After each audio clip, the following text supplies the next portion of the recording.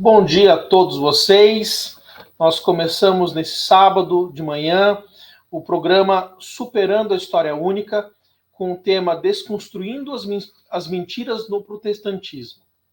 Nós estamos terminando o mês de abril e o mês de abril é reconhecidamente, aqui no Brasil, como o mês da mentira, por conta do dia 1º de abril. Mas, antes de tudo, eu quero iniciar lembrando a guerra pela qual nós passamos atualmente entre a Rússia e a Ucrânia. Tantas pessoas sofrem e, normalmente, quem mais sofre nessa situação são as pessoas mais pobres, são aquelas menos favorecidas, aquelas pessoas que estão em situação de vulnerabilidade social. Também lembro a nossa situação como americanos, como sul-americanos, como latino-americanos, e também os nossos irmãos africanos, que tanto sofremos na mão dos colonizadores. Né? Pessoas que vieram até aqui e nos oprimiram e continuam nos oprimindo através da sua política imperialista. Quero saudar de maneira especial, em nome dos coordenadores e das coordenadoras dos NEPTs estaduais, a pastora Val Moraes, que é quem idealizou o programa, e também a coordenadora do Eixo de Comunicação, Michele Amanda, né, que tanto nos ajuda. Eu quero, então, agora me autoapresentar e me autodescrever. Eu sou Walter Schenkel Neto, as pessoas me conhecem como Walter Schenkel, sou branco, homem, estou vestindo um blazer cinza, uma camisa azul, estou sentado em uma cadeira, atrás de mim tem uma parede branca. E como membro do NEPT Paraná, eu quero dizer que nós temos como objetivos, né, do NEPT Paraná reunir pessoas progressistas que busquem a justiça social. Tá? Esse é o primeiro objetivo. Depois, trabalhar pela justiça social a partir do Partido dos Trabalhadores. E, como último objetivo, a retirada dos fascistas que estão no poder.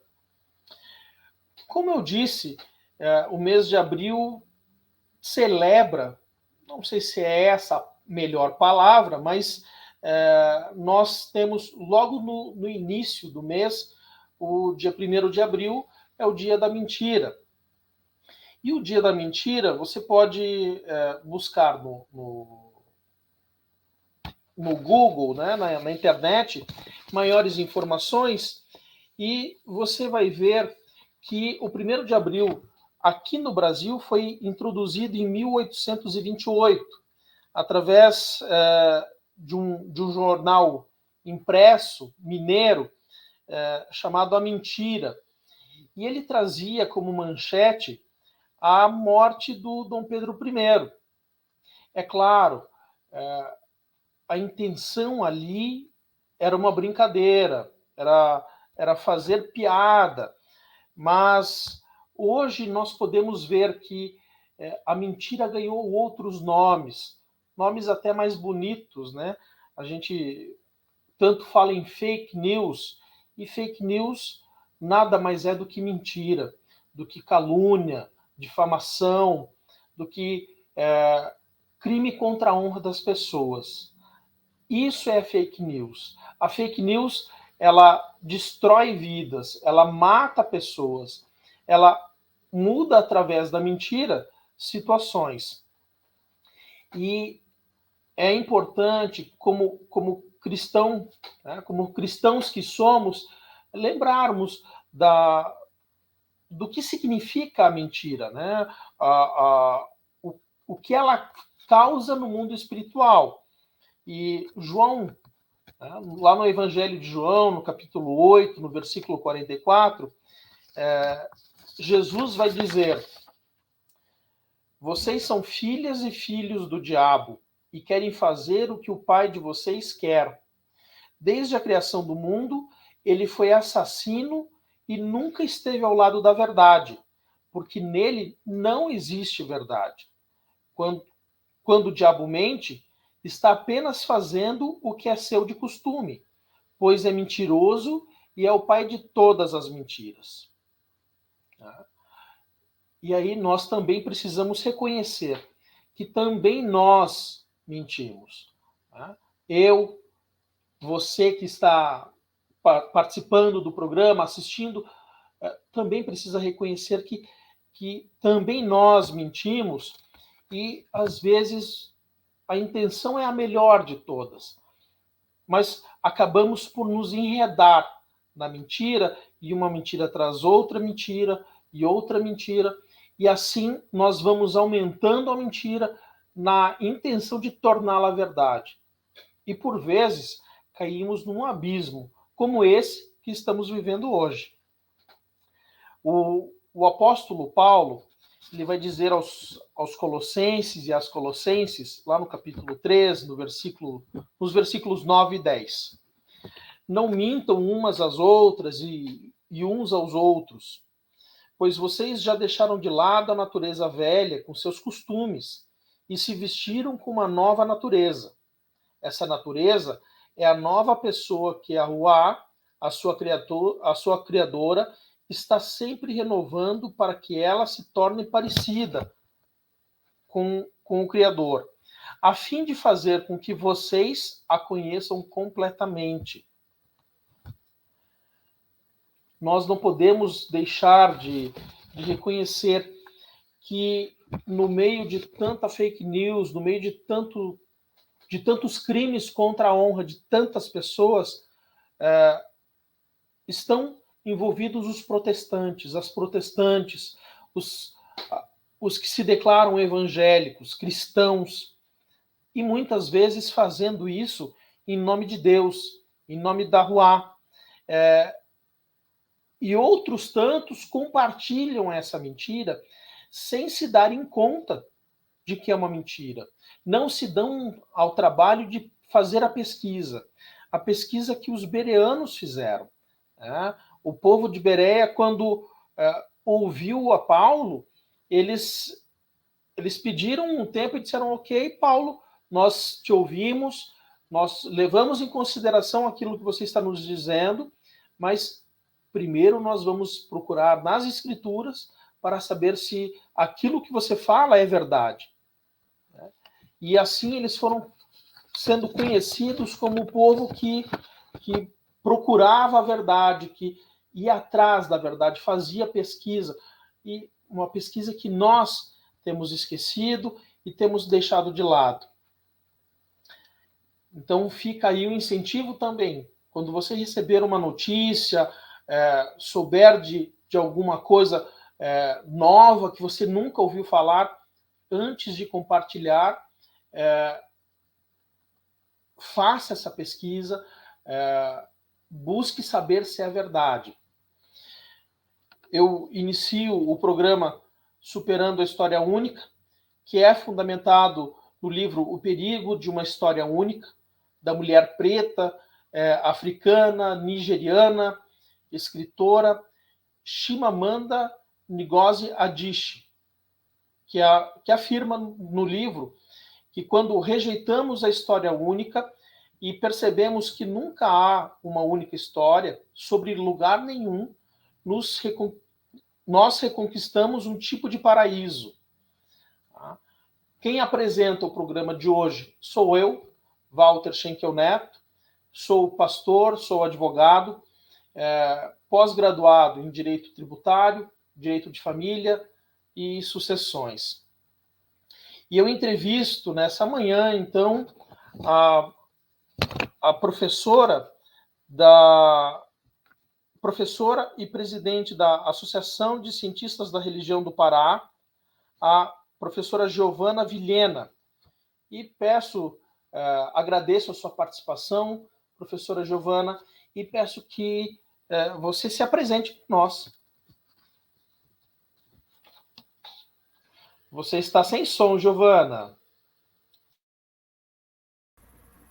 Bom dia, né, a todos e a todas e todos que estão assistindo esse programa. Agradeço o convite da pastora Val. Né, eu vou fazer minha autodescrição. Eu sou uma mulher preta, né, afro-indígena, de pele clara, cabelo cacheado, estou com uma blusa vermelha, batom coral e com uma parede ao fundo branca, né? Sou professora da Rede Municipal de Educação de Parauapebas, interior do Pará, né? Estou atualmente no programa de pós-graduação como aluna, programa de pós-graduação em Ciência da Religião do Estado da Universidade do Estado do Pará, né? O EPA, e sou presidente da Associação de Cientistas da Religião do Estado do Pará, que mesmo tendo um nome assim, é uma associação nacional, né? A gente tem vários membros em todo o Brasil. Para ser associado tem que ser licenciado pleno, né? A gente acredita naquilo que a LDB coloca aqui, para atuar no ensino religioso tem que ser licenciado pleno em Ciência da Religião, e a nossa associação ela é profissional. Eu sou formada em Ciência da Religião pela Universidade do Estado do Pará, sou especialista em promoção da igualdade racial pela Universidade Federal do Pará. Atualmente estou no programa do mestrado em Ciência da Religião, Estudo Gênero e Religião. Sou coordenadora do Instituto Ramagem, Promoção da Igualdade e Diversidade Religiosa. Também sou coordenadora do Laboratório de Ciências Sociais da Escola Estadual Cecília Meirelles, de Parauapebas. Coordeno também a pauta negra do projeto da Escola Carlos Drummond de Andrade Municipal, que é a revista Inspiração, né, que o coordenador geral é o Rubens, colega de trabalho e companheiro de luta. Faço parte da Rede Amazônia Negra Pará, da Rede de Mulheres Negras e da EIG, Evangélicas pela Igualdade de Gênero, né? E assim, resumindo, né, um pouco para falar sobre quem eu sou, né, e me apresentar para vocês um pouquinho sobre a minha história. Tá certo, professora Giovana, é um prazer contar contigo nessa manhã. E hoje nós vamos conversar sobre a mentira da proibição da ordenação pastoral de mulheres. A professora Giovana certamente tem muito a acrescentar ao nosso conhecimento, e muito bom contar contigo nessa manhã. Eu quero fazer uma primeira pergunta, professora. Nos conta um pouco da sua história, né, como protestante e cientista da religião. Tá? Você já se apresentou, falou bastante coisa, né? É de perder o fôlego, como alguém consegue participar de tanta coisa ao mesmo tempo. Mas conta um pouco da sua caminhada, como é que você chegou a ser cientista da religião? Assim, é muita coisa, realmente. Eu parei agora para ler, né, o meu próprio currículo, eu respirei, ainda faltou algumas coisas, né? Eu estou também no grupo de pesquisa, instituições, movimentos sociais, instituições, culturas e evangélicas na Amazônia, que é o MICEA, né? Eu faço parte desde 2012 da sua criação. E assim, é realmente muita coisa. E foi essas muitas atividades que me proporcionaram estar hoje aqui, né? E eu entrei na igreja evangélica da Quadrangular em 2001 ainda, né? Eu era criança, adolescente, então eu sempre busquei e sempre fui muito curiosa por saber. Sim, eu peço desculpa pelo barulho, é porque eu não estou na minha casa, né? E aí eu estou na casa da minha mãe e às vezes acontece esse cachorro latindo, é aquela coisa, né? Quem tem que fazer trabalho em home office passa por essas situações. Então, eu vou repetir, porque tá um pouco de grito, né? Eu acho que, de repente, pode ter falhado para alguns. Então, eu entrei na igreja evangélica com 11 anos. Antes disso, eu frequentava tanto a igreja evangélica como a igreja católica, né? Me dizer evangélica, mas nesse período ainda, na minha infância, escolhi fazer todos os ordenamentos que a igreja católica pedia, batismo, tudo, eu segui essa linha.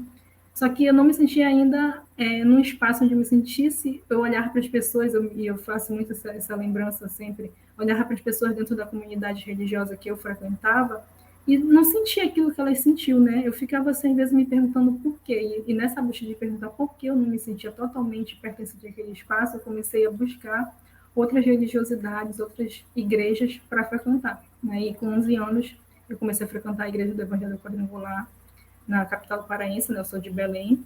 Eu estou estudando agora aqui em Belém novamente, mas eu trabalho e moro desde 2018 no interior do Pará, aqui em Paropebas. Estou de licença mestrada nesse período agora.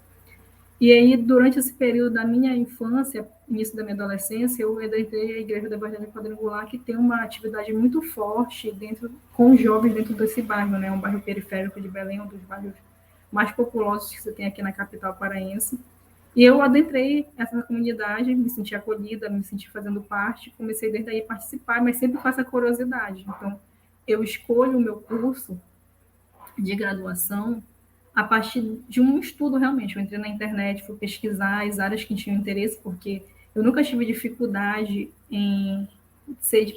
Geralmente as pessoas pensam que quem é de humanas não gosta de exatas. Eu não tinha essa dificuldade, eu tinha uma facilidade muito grande, então eu fiquei muito confusa, né? Eu vim de uma família de pessoas pobres, então assim pouquíssimas pessoas faziam faculdade, universidade da minha família. A minha irmã estava recém-chegada na faculdade, né, mais velha do que eu, 2 anos, e eu queria encontrar um curso que eu gostasse, mas que também fosse um curso que não fosse caro, porque eu tinha essa consciência de saber que eu não teria condições financeiras de me bancar para fazer um curso muito caro, e eu inicialmente optei pelo direito, e eu queria um curso que também fosse, que me fizesse estudar tudo aquilo que eu gostava, né? Então, como eu já fazia parte dessa igreja fazia alguns anos, eu conheci o curso de Ciência da Religião entrando no site da UEPA para pesquisar qual era o curso que eu queria fazer dentro da instituição, né? Que aqui temos a Universidade Federal do Pará, Universidade do Estado do Pará, Universidade Rural da Amazônia. Então, são 3 universidades públicas. Eu entrei nessas 3 páginas para pesquisar qual era o curso que me agradava a partir da grade curricular do curso. E assim, eu encontrei dentro da ciência da religião tudo aquilo que eu queria estudar, né? É uma grade curricular extensa, tem conhecimento muito diverso, fala sobre algo que me interessa muito, que é o estudo da religião, e a partir daí eu comecei a estudar a ciência da religião, né? Eu costumo dizer que é um curso pesado, porque ele demanda muita leitura, ele é um curso que as pessoas da minha idade geralmente não queriam fazer. Eu encontrei pouquíssimos colegas novos, eu entrei na universidade com 19 anos, né? E até hoje a gente percebe essa diferença de idade. Poucas mulheres falam dentro do curso. Hoje no meu mestrado são 19 pessoas, só 3 mulheres. Então essas questões de gênero foram me chamando a atenção também, por ser uma mulher preta, por ser uma mulher periférica, estar numa universidade que as pessoas geralmente não aceitam a gente dentro desses espaços, somos tolerados no máximo. Essas questões todas foram me auxiliando, né? Eu costumo dizer que a minha fé me levou a buscar esse curso para estudar religião, mas entendendo realmente essa diversidade cultural como algo feita por Deus e para Ele em si, né? Eu nunca consegui entender, e até hoje não consigo entender como as pessoas veem a diversidade que a gente tem no nosso país, a diversidade étnica, cultural, religiosa, como algo ruim. Eu sempre entendi isso como algo positivo, e eu adorava estar vendo, participando, estar presente. Então, o curso de Ciência da Religião, para mim, ele foi importante. E ele é importante, né? Tanto é que eu estou fazendo questão de fazer a minha formação linear, né? Seguir na área de Ciência da Religião. Eu só fiz uma pós-educação étnico-racial porque também eu debato essa questão racial, né? Encontrar minha identidade, me enxergar. Eu sou da minha família, do meu núcleo familiar, a pessoa mais escura, né? As minhas irmãs têm a pele mais clara e eu sou a mais escura delas. Então isso me chamava atenção, né? Quem eu sou? Eu me perguntei isso ainda no meu ensino fundamental, porque eu olhava para o livro de história, na descrição de quem a gente era, e não me encontrava. Então eu comecei a buscar também entender quem eu era, né? O curso de Ciência da Religião também me ajudou a entender isso. E aí eu fiz o curso de Educação Étnico-Racial, né, para Relações de Igualdade Racial na Universidade Federal do Pará, que foi oferecido em conjunto com algumas organizações do movimento negro aqui no estado. para trabalhar também isso que eu penso que é importante dentro do... Não somente pela lei que existe, né? A lei foi um ganho muito grande, mas eu já tinha esse entendimento da necessidade antes disso. Eu sou neta de indígena, infelizmente não conheço a cultura da minha avó, da minha bisavó, por uma questão de puro racismo, que a gente sabe hoje, mas antigamente não sabia dominar, que isso era racismo, hoje eu sei. E eu busco, porque eu entendo a importância disso, né? E, professora, você Tá sem falou... som.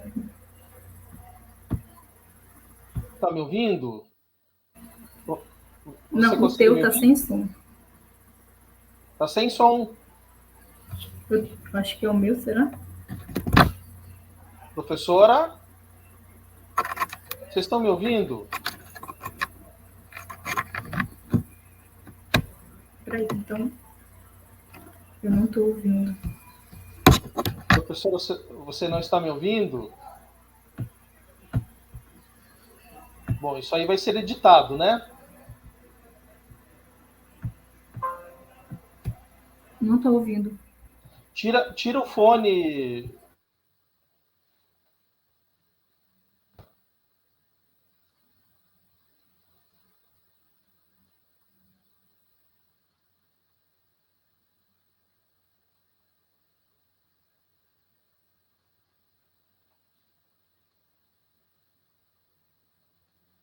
Giovana, liga o seu microfone.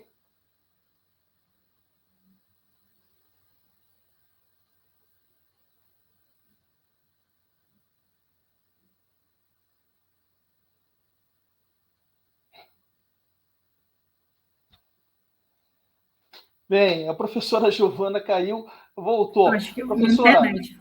Sim. você me escuta agora? Agora sim, a internet. Aqui tá chovendo e a Amazônia é assim. Quando Ah, chove, às tá vezes a certo. internet oscila muito. Tá certo. Deixa eu te perguntar. Você falou que foi levada a estudar ciência da religião porque estava envolvida na vida da igreja. Mas conta um pouco para a gente o de que maneira a sua formação profissional nas ciências da religião impactou a sua fé.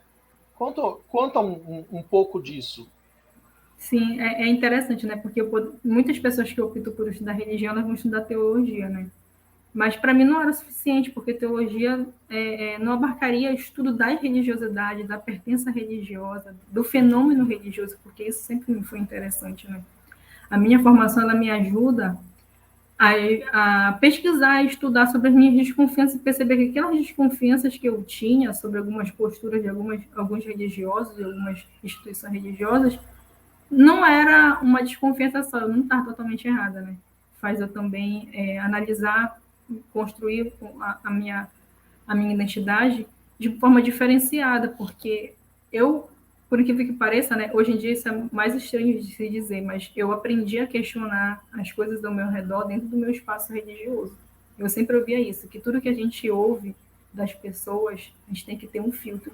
Nem tudo que a pessoa fala dentro de um púlpito, dentro de uma igreja, é 100% verdade, porque a verdade talvez seja só para ela, não seja para o outro.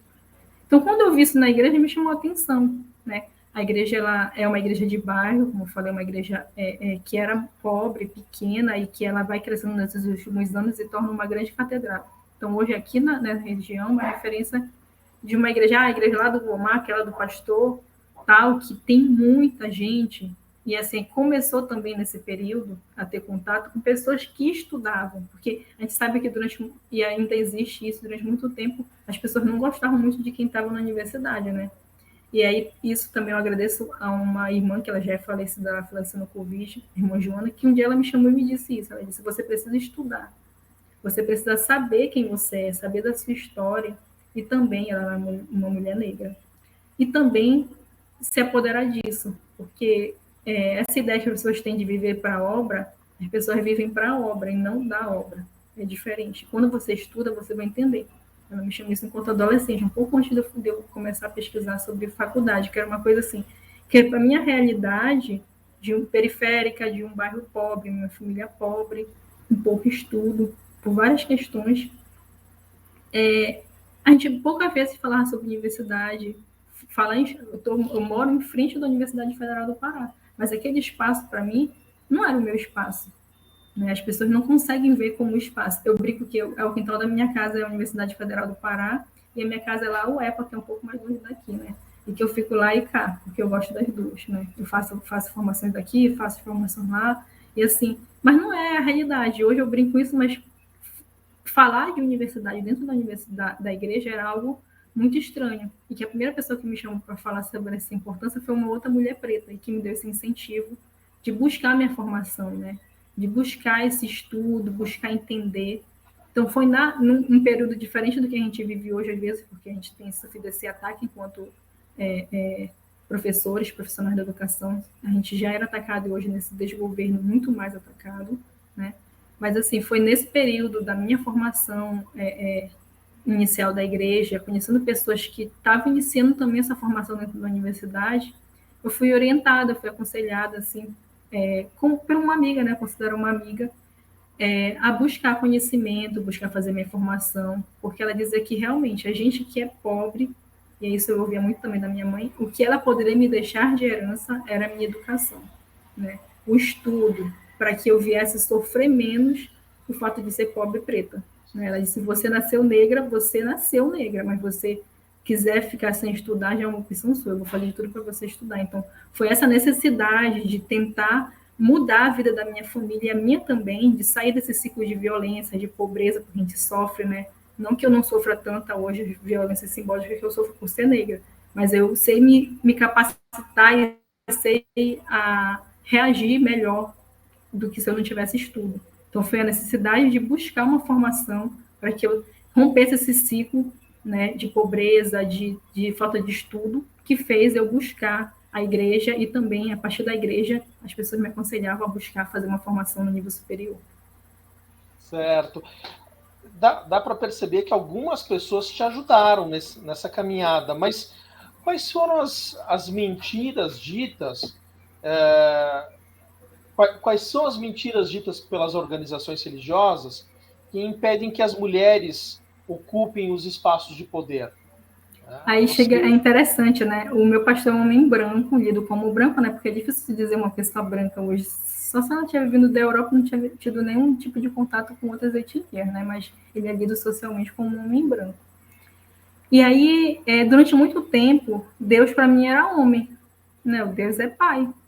Mas aí, às vezes, eu ficava, depois eu comecei a perceber que Deus é pai, mas tem um coração do amor de mãe. Eu ficava, que eu fui estudando, fui lendo, né? Eu precisava conhecer minha cultura, eu precisava conhecer minha história. Tudo que é associado ao povo negro é ruim, tudo que é associado à branquitude é positivo. Nesse período eu fazia balé, eu era estudante num projeto social que era organizado pela Viviane Sena, que é o projeto do Ayrton Senna, que atendia a comunidade daqui do Riacho Doce, que é uma comunidade pobre, né? Que inicia como uma invasão, de fato, e hoje em dia as pessoas... o poder público, ainda no governo desse atual prefeito, nesse período, conseguiu organizar um pouco melhor, né? Mas é parte periférica. E aí eu fazia parte desse projeto, o projeto finalizou, a professora ficou com pena mesmo, assim, da gente estar fazendo balé, e todo o projeto era para auxiliar pessoas pobres, né, nessa região. Eu consegui uma bolsa para uma academia de balé daqui da cidade, da professora Vera Lúcia Torre, uma bailarina, né? Tinha uma academia, eu fui ser bolsista nessa academia, né, de balé, e eu comecei a perceber essas questões de racial, né, essa questão de identidade. Eu era a pessoa mais escura da academia, todas as meninas eram, entre aspas, né, como brancas, louras, olhos claros e bem magrinhas, eu não tinha esse estereótipo. Isso começou a me chamar a atenção, coisa que antes eu estava só nesse ciclo, não fazia eu perceber, né. Então, o fato de eu fazer balé, de eu adentrar os espaços, eu via, por exemplo, que era muito bem visto. Eu cheguei uma vez a me apresentar no Teatro da Paz, e a pastora, mulher do meu pastor, está presente me assistindo. Isso era positivo, mas quando eu quis fazer capoeira, isso já não é muito legal, porque capoeira é coisa de quem? Lá do outro lugar, né? E então eu comecei a questionar essas coisas, né? Mas pouca leitura, o estudo mais do que eu tinha lembramos que nesse período ainda não tinha internet como tem hoje, né? E a gente tem que, por isso que faço questão de frisar, faz pouco tempo que não tem internet. como a gente ter esse acesso. Até hoje, se as pessoas já têm dificuldade, imagine antes para ter esse acesso à informação. Mas essas coisas que eu fui percebendo, essas minúcias, o fato, por exemplo, de ter uma pastora mulher, mas ela nunca teve um culto geral na igreja, ela era negra. Eu gostava de ouvir ela porque eu não via nenhuma mulher falando quase. Essas coisas começaram a fazer eu perceber essas incoerências, né? Deus é homem, mas tem um coração de mulher, um amor de mãe. Por que Deus não pode ser mulher? Será que Deus é homem mesmo? Porque se os anjos não têm sexo, né? Eu ficava pensando lá com meus 15 anos de idade, alguma coisa tá estranha. Por que a pastora que prega tão bem dia de semana, ela não pode pregar no domingo? Eu não entendi porque nunca ela pregou no domingo. Eles chamam os outros pastores, homens, para pregar no domingo, às vezes eu não chamo ela. É raro ver essa pastora. Porque geralmente pastora não tem curso. A maioria é mulher de pastor. Raros são as igrejas que têm pastora. Se a igreja quadrangular é fundada pela Aimee Semple McPherson, né? Uma mulher. E por que não é dela? Parece que esqueceram dela. Então, essas coisas faziam começar a questionar, né? Porque nessa mudança que existe, não sei como é agora, mas nesse período existia mudança de pastores, de igreja para igreja. Eu falei, mas por que essa pastora é tão boa, ela não assumiu e veio um outro homem para assumir? Porque geralmente são mulheres que estão à frente do cargo de liderança, né? E porque esse papel de pastora só é delegado às mulheres dos pastores, mas elas não têm uma função, elas não estão ali na frente.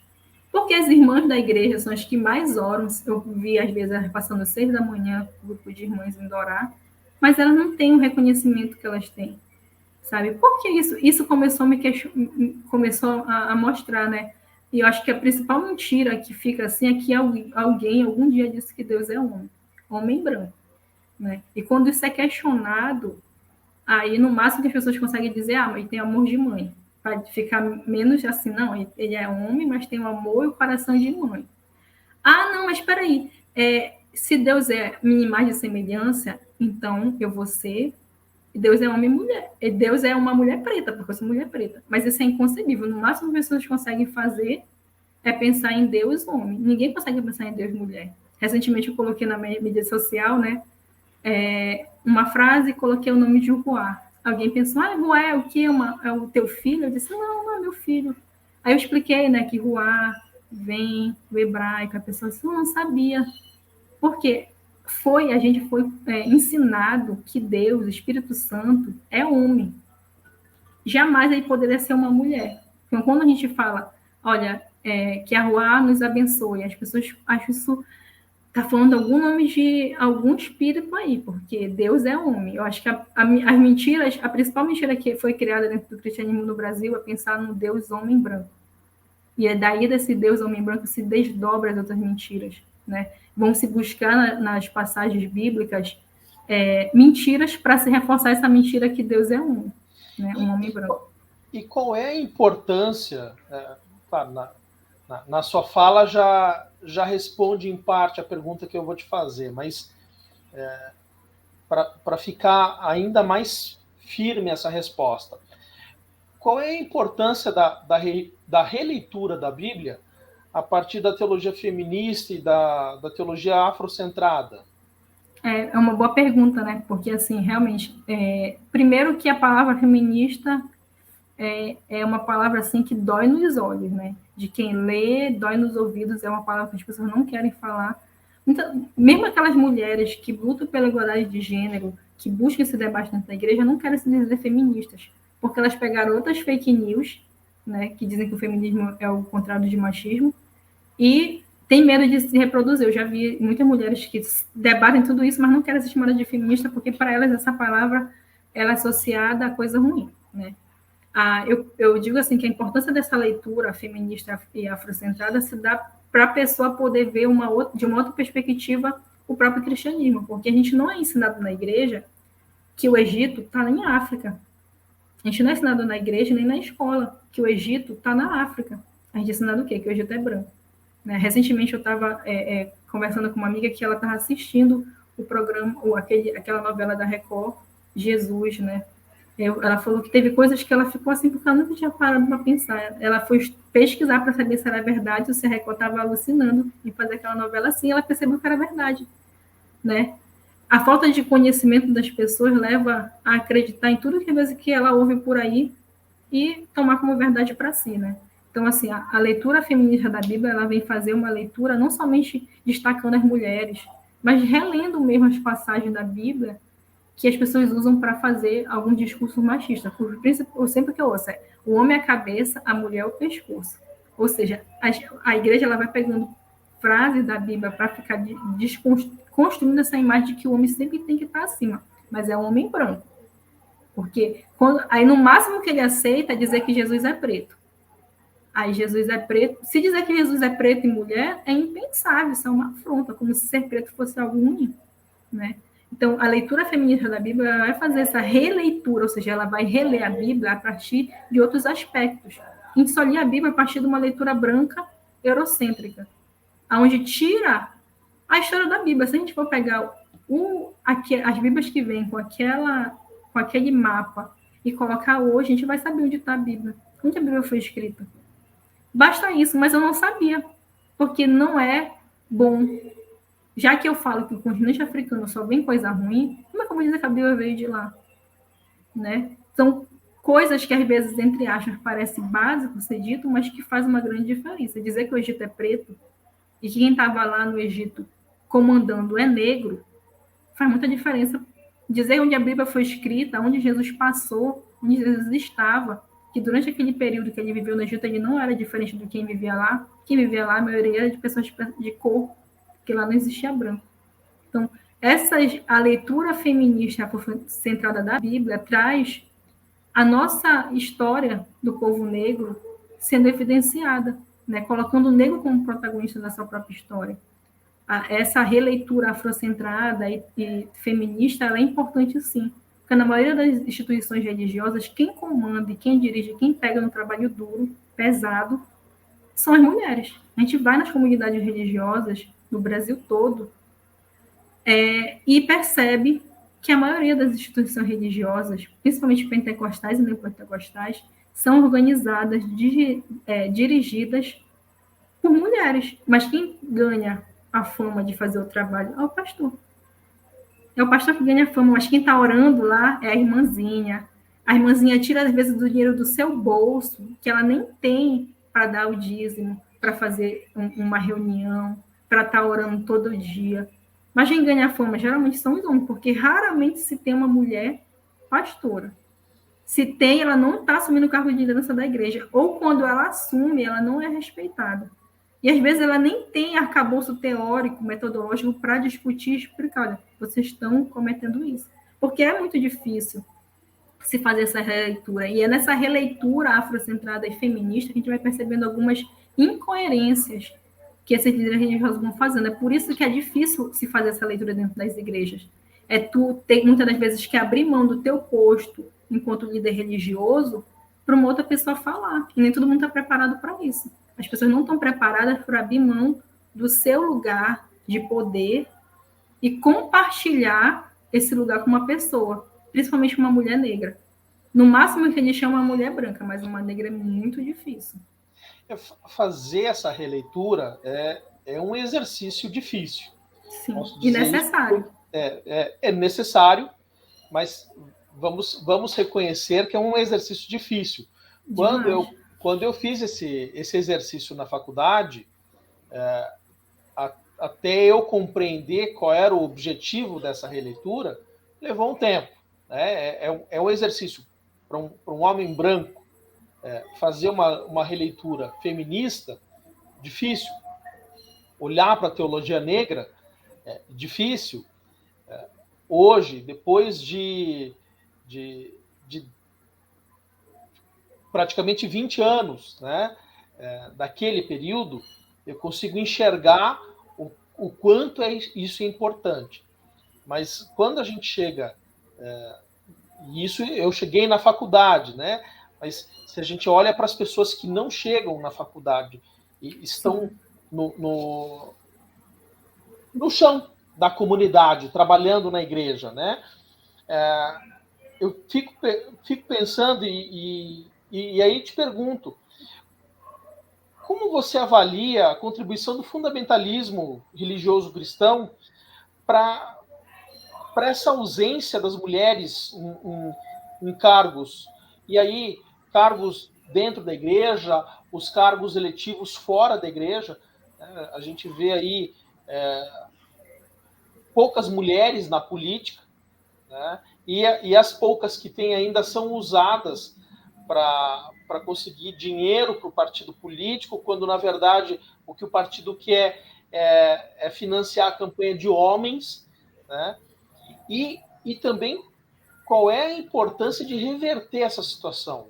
Como é que resposta você dá para essas minhas duas perguntas? A gente precisa primeiramente pensar que realmente essa desconstrução, essa releitura, ela é difícil. E por isso eu falei necessária e urgente. Quando eu falo isso é porque não é fácil realmente para quem está acostumado. Aí eu falo homem branco. As pessoas acham que quando a gente categoriza um homem branco, ele se sente estranho, porque ele nunca foi categoria, ele sempre foi universal. O homem branco é universal. Categoria é o outro.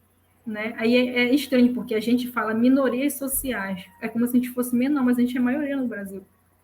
Né? Quem paga mais imposto no Brasil, quem mais trabalha, mulher negra. Quem menos recebe? Nós. E aí eu estou no nível superior, estou concursada, sou professora, mas quem trabalha mais? E não é só quem trabalha mais, são as demandas criadas para nós, professores, é maior do que os professores, sim. As professoras são cobradas para fazer enfeite, para organizar, o professor não, de ficar só. Aí alguns que já têm mais essa disponibilidade em fazer essa rede de leituras, eles vão lá e ajudam, mas de quem é cobrado de fato? Então acaba que, historicamente, a gente é cobrado muito mais do que os homens, mesmo a gente ganhando a mesma porcentagem do que ele, a gente sempre vai acabar trabalhando mais por várias questões sociais que foram impostas. Isso é uma coisa que eu gostaria de frisar, por quê? Quando a pessoa se sente universal, é difícil ela se colocar no lugar do outro, sentar para ouvir. O homem branco, ele sempre, e às vezes, muitas das vezes a mulher preta, a mulher branca também faz isso, e quer ser sempre a pessoa que fala. E não está acostumada a ser a pessoa que ouve. Então, o primeiro passo para se fazer isso é primeiro sentar para ouvir para entender, não para rebater. Né? Quando a gente para e faz esse, como o senhor falou, de se colocar e respirar e perceber isso, porque se vocês que são brancos não se aliarem a gente, fica mais difícil. Fica um pouco menos pior quando alguém, tipo assim, não estão dando esse espaço aqui para vocês, então eu vou ceder o meu espaço para vocês falarem. Isso é muito difícil. Para fazer isso tem que ter muita compaixão, muita certeza de quem a pessoa também é, né? E isso é necessário. Esses discursos que são falados dentro da igreja de que o homem é a cabeça, a mulher é o pescoço, entre esse e outros que vão se dobrando, está que a mulher tem que servir dentro de casa. Então, esses discursos de que a mulher tem que servir dentro de casa, ou que a mulher tem que pode trabalhar sim hoje, mas vocês têm que trabalhar, chegar em casa e fazer o quê? Fazer tudo. Então, a gente conseguiu trabalhar fora de casa, sendo que vale fazer essa reflexão. As mulheres brancas lutavam para trabalhar fora de casa, enquanto as mulheres negras trabalhavam para cuidar dos filhos delas. Deixavam os filhos delas na rua, ou com qualquer outra pessoa. A gente sabe disso, que muitas das vezes, muitas mulheres brancas que conseguiram ascender socialmente foram à custa de mulheres negras que ficaram sendo e são escravizadas, como a gente acabou de ver esse ano. De novo, mais uma senhora que passou 50 anos, não trabalha nada, no escravo. Aquela outra senhora que ficou anos trabalhando como professor para uma família que tinha dinheiro como escravo. Né? Então, essas mentiras que são faladas dentro da igreja, que a mulher ouve que ela tem que ser do lar, que ela tem que cuidar do marido, e se ela conseguir fazer tudo isso, aí tiver tempo, ela trabalha. Então, se a mulher quer trabalhar porque precisa, muitas das vezes, porque quem é pobre não trabalha só porque quer, né? Se sentir útil, porque precisa, senão vai ficar com fome. Então, a mulher que trabalha fora de casa, ela é obrigada a trabalhar dentro de casa também. Então, acaba que a mulher ganhou o direito de trabalhar fora, mas ela é obrigada a trabalhar dentro de casa. Todos esses discursos e essas práticas que elas são indiretas, faladas dentro das instituições religiosas, elas propiciam a mulher não querer ter cargo de destaque, não querer porque vai ser mais um trabalho. Gente, a mulher não quer mais um trabalho. Ela está assoberbada para criar filho, casa, marido. Eu vou pensar lá em política, se eu estou pensando em comer, eu vou pensar em conseguir dinheiro para comer. Então, eu tenho tanta coisa para me fazer em casa. Aí, algumas que chegam no espaço de poder, infelizmente, elas não entendem isso.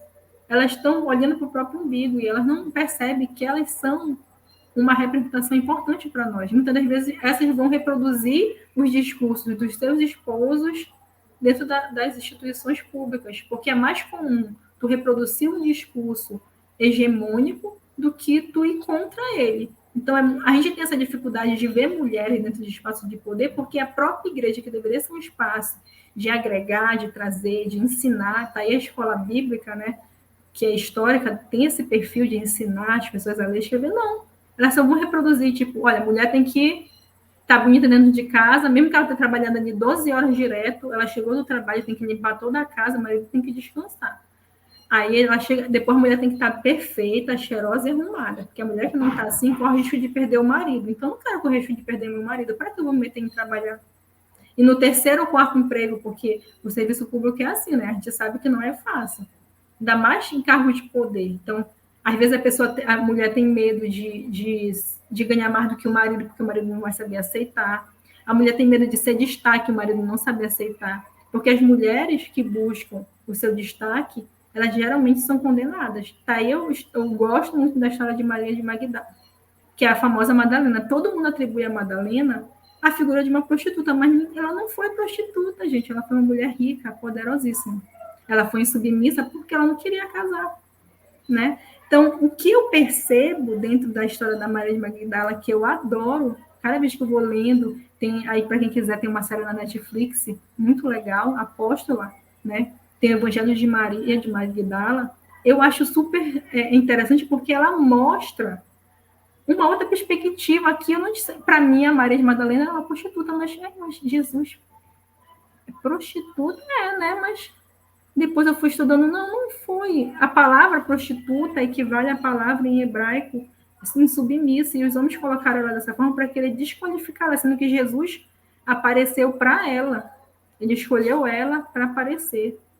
Ela foi a mulher que era uma mulher riquíssima, né? Ela é de Magdala, por isso Maria de Madalena para a gente, né? Uma cidade, ela é uma empresária, então ela é o perfil de uma mulher que sofreu muito e sofre por fake news até hoje.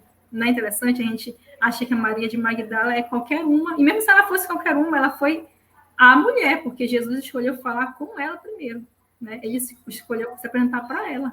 Então, o meu perfil, mas é difícil, nem toda mulher está disposta a sofrer essas sanções sociais que vão sofrer quando elas decidem estar em cargo de destaque, né? A gente sofre com hacker, com fake news, com mentira. Então, nem todo mundo está disposto a sofrer. Eu acho que isso que mais dificulta, porque a gente também não tem apoio das nossas lideranças, da nossa família. É muito raro um marido apoiar a esposa, ou uma família apoiar uma esposa que não quer casar, quer seguir carreira, porque eles acham que isso é errado, porque ainda segue esse padrão de família bonitinho da televisão de comercial de margarina, né? Então, vejo assim, que a maior dificuldade está que a igreja deveria ser um espaço para auxiliar e acolher melhor essas mulheres que trabalham para a igreja de forma gratuita, porque elas não recebem nada, e no final das contas elas não têm informações, elas não têm estudo, elas servem para a igreja e não têm um retorno. Isso vai ser diretamente influenciando aí a nossa percepção sobre fé, sobre crença, sobre o nosso papel na sociedade, porque eu chego lá, trabalho direto para a igreja, consigo batizar pessoas, vou orar, tudo de graça. É pelo amor à obra. Mas quando chega na hora de eu pensar, eu vou pensar sempre achando que o homem vai fazer melhor por mim do que uma outra mulher. Eu sou ensinada a obedecer, eu vejo dessa forma. Professora, esse foi um momento de denúncia. Ótimo. Tá? Essa era até uma das perguntas que eu tinha, né? Quais são as histórias únicas que nós precisamos superar? Você acabou respondendo, sem eu ter feito essa pergunta, você acabou respondendo. Muitas dessas coisas nós ainda precisamos superar. Mas o que é que nós já conseguimos superar? Daquilo que era uma história única e hegemônica, nós já conseguimos superar ou já estamos superando, melhor, né? Porque dizer que algo já foi superado significa que está extinto, acabado, né?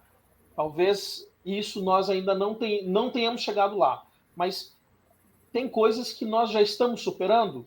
Nós já estamos no caminho da superação? Sim, eu acho que o primeiro espaço assim que a gente pode dizer que vai ficar registrado é o programa, né? Tipo, a gente recentemente recebeu várias informações, roda de informações críticas e concordamos com muitas delas com relação ao presidenciável hoje, o Lula, né? Que bateu aquela foto só com homens brancos. Isso, assim, para quem é do movimento negro foi muito sério, porque isso tem um significado muito grande. Né? A gente que tem leitura e enxerga para além do que está na foto, a gente sabe o significado que isso tem, a simbologia que isso tem. Né, de não se ter a paridade de gênero e muito menos a paridade racial. Então, assim, hoje a internet propicia isso. O programa está propiciando a gente estar falando sobre essa questão, que é necessária, é urgente, que a gente conseguiu muita coisa, mas quando a gente olha, há uma discrepância muito grande. É uma diferença entre o que a gente conseguiu e o que a gente precisa realmente, que é a dignidade, né? A dignidade do povo, da população negra, dos povos tradicionais. Infelizmente, a gente retrocedeu décadas com esse desgoverno atualmente, né? Fomos surpreendidos negativamente com essa foto, mas é importante porque hoje a gente, com a internet, consegue denunciar, consegue se manifestar enquanto comunidade, né? Para dizer assim, ei, peraí, você está dizendo que está trazendo uma proposta nova, por que tu está com uma foto que só mostra o mesmo do mesmo, né? Só homens brancos, né? Não temos nada contra com o outro, pelo contrário, a gente também quer estar lá. Qual o problema da gente querer ter poder? Porque é o poder que vai resolver a situação, né? Eu vou tentar amenizar. Então, uma das propostas é o programa que eu penso que é muito importante. Agradeço a oportunidade da pastora Val. Né? A internet, nesse sentido, ela tem acompanhado e ela tem ajudado, por exemplo, contribuiu muito para a minha formação enquanto pessoa. Né? Eu tive possibilidade de encontrar redes, como a Rede de Mulheres Negras, como a Evangélica pela Igualdade de Gênero, entre outras comunidades, outros coletivos, que se dependesse, se eu não tivesse internet, eu teria muita dificuldade. Eu estou aqui no norte, eu estou aqui na Amazônia, é muito caro sair daqui. O estado é muito grande, né? A dificuldade da gente conhecer pessoas que têm esse debate dentro da igreja é real. Aqui dentro da Amazônia, por uma questão histórica, né, histórica, cultural, a gente não tem muitas pessoas cristãs dentro do movimento negro, são pouquíssimas pessoas que debatem isso, assim, tem esse debate mais progressivo. Mas eu penso que é o início, sabe? Participar de coletivos, a criação da rede de mulheres negras evangélicas, ela é importante, sim. Há aqueles que dizem, mas você não divide, não, está criando grupos que venham nos apoiar, pessoas que nos entendem, porque só nós, mulheres negras, sabemos o racismo que a gente sofre, mesmo quando a pessoa não é intencional, porque raras das pessoas vão praticar racismo de forma intencional. A maioria do racismo é estrutural. E é por isso que dói mais, porque está nas entrelinhas. E quando a gente denuncia esse racismo, as pessoas acham que está exagerando, mas não é exagero, porque dói mesmo, dói lá no fundo, tu saber que tu não é tratado como dignidade de um ser humano, só porque tu tem a pele mais escura, né? Essa questão, por exemplo, traz para a gente uma outra visão, porque o que as pessoas dizem? A minha família sempre foi de esquerda, né? A minha família sempre teve essa percepção. Então, ela diz assim, eu achava muito estranho dentro das comunidades religiosas que eu participo, eles demonizarem o PT e principalmente os partidos de esquerda. Eu achava isso muito estranho. Então, esse programa vem trazer uma outra perspectiva, porque raramente as pessoas atrelam ao PT ou ao que eles façam com os cristãos. Muita gente acha que o PT não gosta de quem é cristão, né? Que essa questão aí não é para acontecer, não tem crente dentro do PT. Eu ouço muito isso aqui. Nessa região da Amazônia, muitas igrejas ela têm esse discurso contra o PT. Então, acho que o primeiro passo para a gente é propiciar e gravar e deixar registrado na história, para não dizer assim, eu nunca ouvi falar, não, tem lá. No dia 30 de abril de 2022, teve lá um programa do mês de abril de 2022, teve programas que falaram sobre mentiras, fake news, teve ensinamento. Isso eu penso que é o começo da gente começar a desconstruir essas histórias únicas, porque propicia. Quando na vida eu seria chamada para falar na Globo? Mas aí eu tenho internet. Aí vai ficar no mundo todo, na Globo fica só na TV. Né? Então, os programas, essas iniciativas como o programa trazem esse perfil. As iniciativas como a rede que atende. Então, eu penso que o primeiro passo é a gente se reunir como a gente tem se reunido, dar voz a nós mesmos, né? O famoso já tem sua voz, né? Vamos nos ajudar a formar alianças, fazer essas formações, esses encontros online, que eu penso que esse é o caminho, porque a gente às vezes se sente tão desgastado, sabe? Entrar na igreja e ouvir lá que o inominável, porque eu não cito o nome da pessoa, que eu não tenho estômago para isso, ele é o melhor do que, sabe, falarem que o atual, infelizmente, presidente que a gente tem hoje é o melhor. Ouvir isso dentro da igreja, para mim, é respirar fundo, sabe? E quando eu tenho espaços como esse, eu penso assim, não, a gente está indo pelo caminho certo, a gente está buscando aquele Jesus, que é o Jesus que eu aprendi, que é dos pobres, das prostitutas, de quem quer ajudar. Então, eu penso que o primeiro passo a gente já está conseguindo fazer, né, chamando mulheres, eu penso que isso é muito importante. Eu agradeço a pastora Val mais uma vez, porque ela tem sido muito importante para mim. A gente não se conhece pessoalmente, a gente se conheceu só de forma online, mas eu tenho um carinho por ela enorme. Ela tem me ensinado muito, a Simone também, assim, a gente...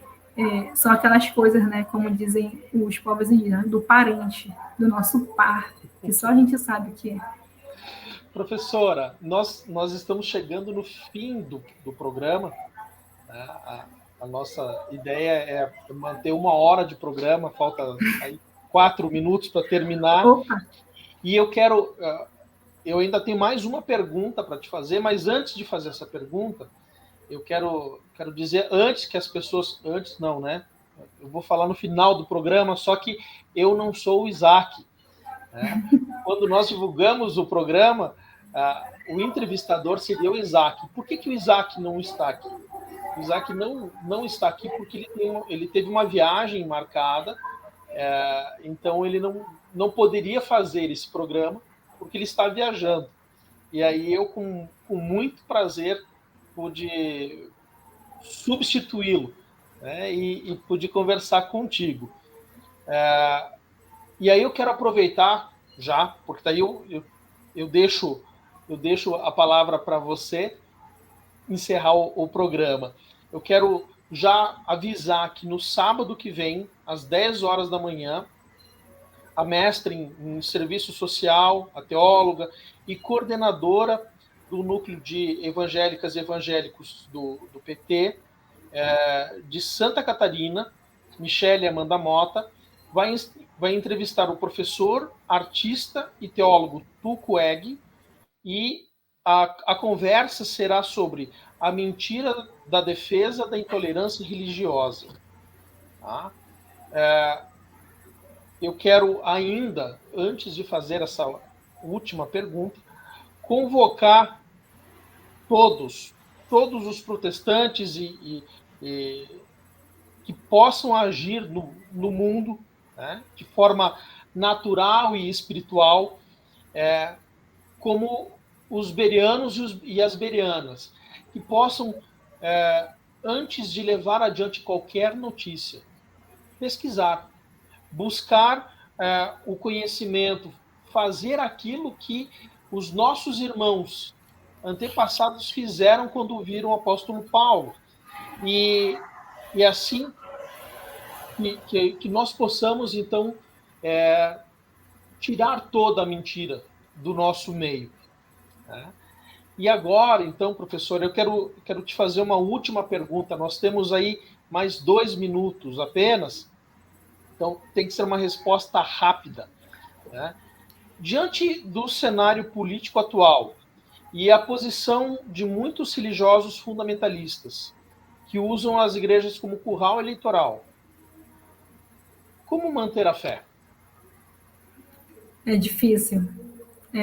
Eu me pergunto às vezes como manter a fé no momento que a gente chega na igreja para adorar a Deus, orar, rezar, e escuta barbaridades, muitas fake news, né? Infelizmente tem muitos líderes religiosos que não buscam conhecimento, como você acabou de dizer, e vão reproduzir essas fake news como se fossem verdades absolutas, e o povo, por falta de conhecimento, aceita aquelas verdades, aquelas mentiras como se fosse verdade e saem reproduzindo também.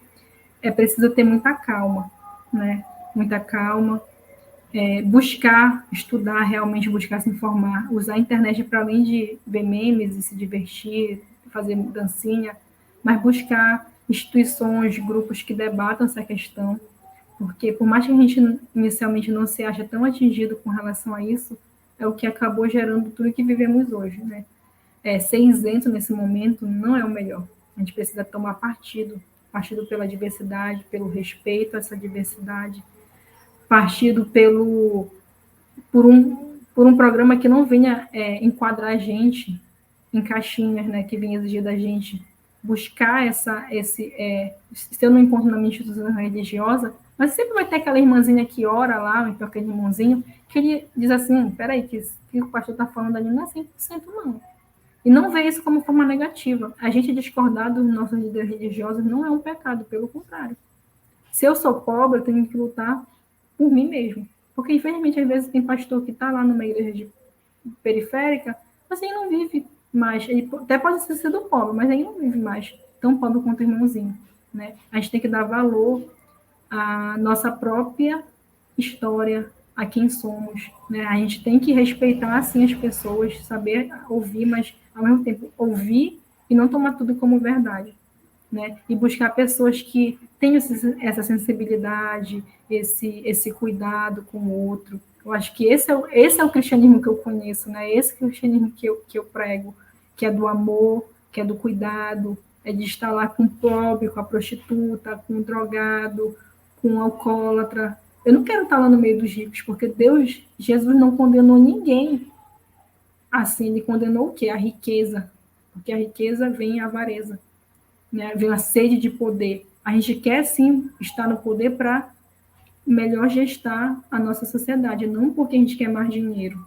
Né? Eu acho que a gente precisa perceber isso, assim, respirar fundo. Tem a rede de mulheres negras, tem muitas redes dentro da internet que fazem esse acolhimento às pessoas que passam por essa situação. Eu acho que a forma de a gente conseguir se fortalecer é isso, é estudando e buscando pessoas para estar compartilhando as suas experiências.